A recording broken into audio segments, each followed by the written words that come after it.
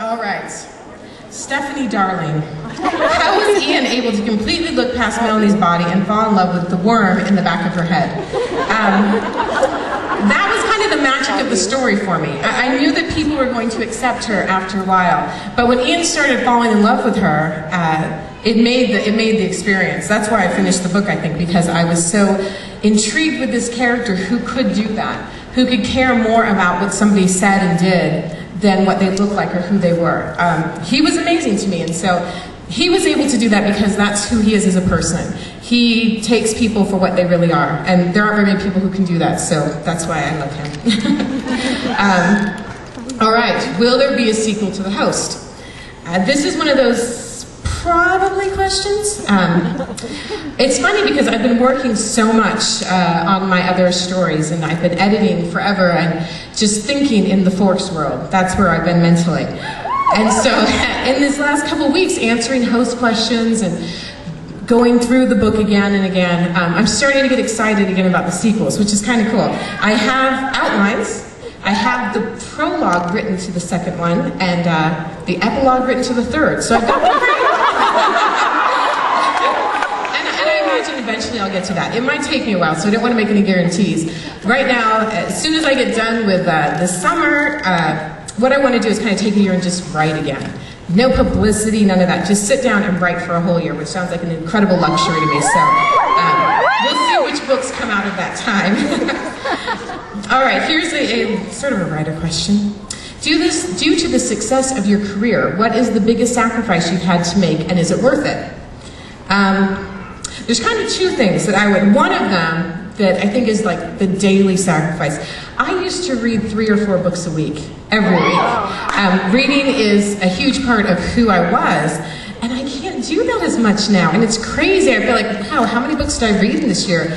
10 so far? It's, you know, for me that's really weird. And I miss reading, but it is worth the sacrifice there because writing is just way better than reading. You know? It's amazing. It's my favorite thing.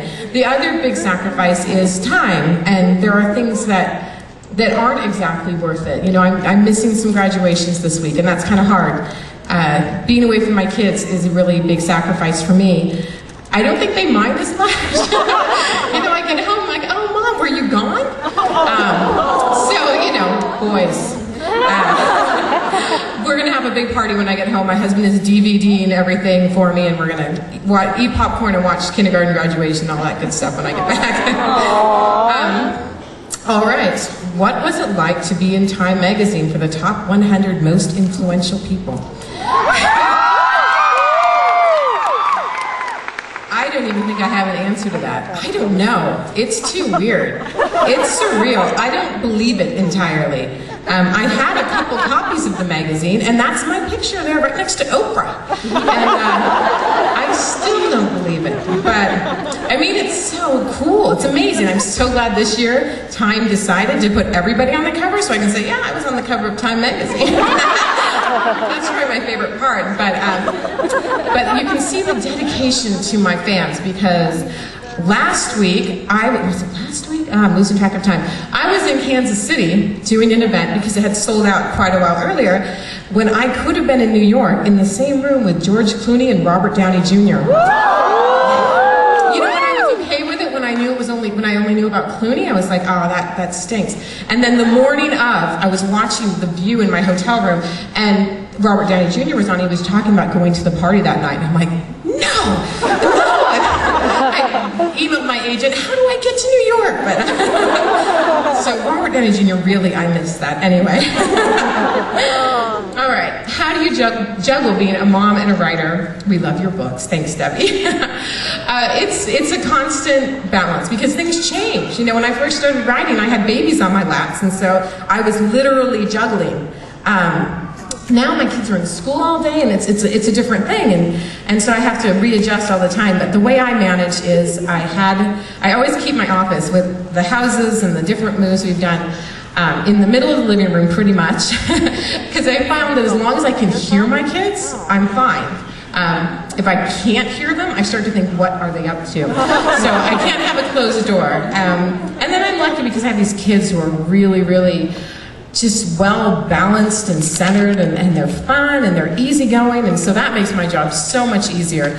Now I have a husband who's willing to now be a stay-at-home dad and take care of my kids, which is so cool for them to have their dad around all the time. They're camping with him tonight, and that's amazing. So yeah.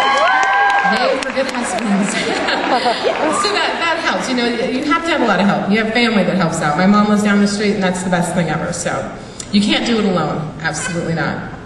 All right, here's one that I've been getting a lot. It just boggles my mind. Is that your face on the cover of the book? If not, whose is it? I have no idea. It's some gorgeous model who gets paid to be in pictures. You know, that's not my job. I get that a lot with the other covers too. The way publishing works is they do a cover and show it to you and say, here's your cover, what do you think? And if you say, wow, I hate it, they say, oh, too bad.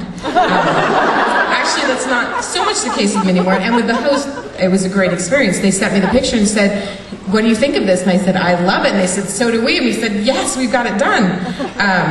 That's not always the case, and I put a little note on here to mention the Twilight covers because people ask me a lot what those are about too. And no, those are not my hands on the front cover of Twilight either. Again, that's a pretty model. So really quickly, what the covers mean. With the host, it's pretty easy. Twilight is, for me, kind of the idea of choice, the fruit of knowledge of good and evil, not having taken a bite yet, but kind of contemplating. And then New Moon is one of those covers that they said, here's your cover, what do you think? And I said, I hate it, and they said, too bad. So that one actually means nothing to me. The ribbon cover for Eclipse is one that we were able to find some common ground on. For me, it's sort of the idea of trying to cut ties with your old life. You know, Bella thinks that she can do that pretty easily with a nice clean cut, but it doesn't work that way, and there's some threads that are harder to cut than others. So that was my depiction, my metaphor for her trying to leave her human life behind. Anyway, so that's the covers, and then just to finish up, I get a lot of questions about being a writer. How do I get my books published, and how should I go about this and that? And this is sort of my normal spiel. This is what I tell people who want to write. Write. Don't worry about any of that other stuff because it really doesn't matter. If you're not writing for the experience of writing, the rest of it is not going to be worth it. Because it's actually, I know some people think it's kind of glamorous and everything. It's really not. In fact, we were in Texas, I guess, and some girls got in trouble with the police because they were hanging out of their car because they saw this white limo and they figured I was in it. It's like, no, actually, I don't roll in limos. Sorry. There's a lot of hard work involved in being a writer, and there is a lot of sacrifice. And that's not the good part. The good part is the writing. So if it's not enough for you to be able to sit down and just write the story for yourself, then maybe that's not the right way to go. If it is, and if you love it, and if you love those characters and you want to share them with other people, wait till you're done. Finish the book. Write it for yourself and never second guess and think, what will someone else think about this? Or is this appropriate for this audience? Or should I write for a different audience? Don't think about any audience but you. Finish the book, and then when you're all done, get online because there's a million resources out there. Do the research. Follow the rules because agents hate it when you get cutesy with your letters. Just send them what they want. There's a really great website called Writers Market Online, and that will give you all kinds of information. But my main advice is wait until you're done. And, enjoy the writing, because I would still do this even if nobody here had ever read any one of my books and no one ever was going to.